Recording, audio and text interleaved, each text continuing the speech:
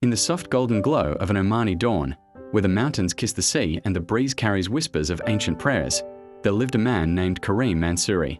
His name meant the noble, the victorious, but lately, victory had fled from his soul.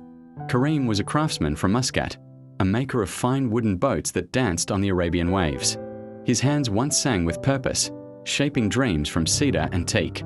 But one stormy night, a beam fell in his workshop, leaving his arm badly wounded. The pain was sharp and unrelenting. His right hand, his pride, his art, his identity, trembled like a broken branch. Days turned into weeks, and Kareem's smile, once bright as sunrise, faded into the grey of despair. His friends told him to have sabre, patience, but patience, he thought, was for those who didn't bleed in silence. The nights became heavier. The sound of waves no longer soothed him. He began to feel as if the world had dimmed its light just for him. One night, under the weight of his sorrow, Kareem stood by the shore. The moon was full, pale, and gentle, watching him like a silent friend. The salt of the sea mixed with the salt of his tears. He whispered to the wind, "Why has my pain no end? Why does my heart ache more than my wound?" And in that moment of unbearable loneliness, Kareem thought of ending his pain forever. But before he could act on the whisper of despair, a faint sound caught his ear, the recitation of Quran from a nearby masjid.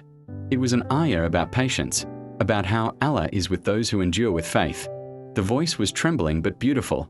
Like dawn breaking through a storm, Kareem closed his eyes. He remembered a hadith his grandmother once told him when he was a boy sitting under the date palm. The Prophet said, "A man was wounded and, due to the pain, killed himself. Allah said, 'My servant hastened his death.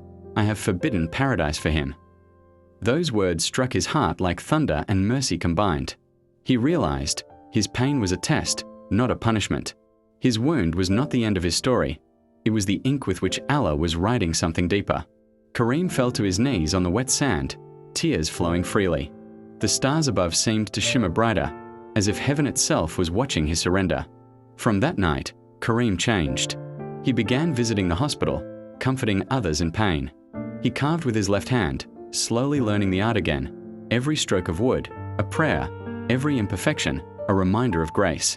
His boats became known not for their beauty, but for their story, the story of a man who found light in his wound.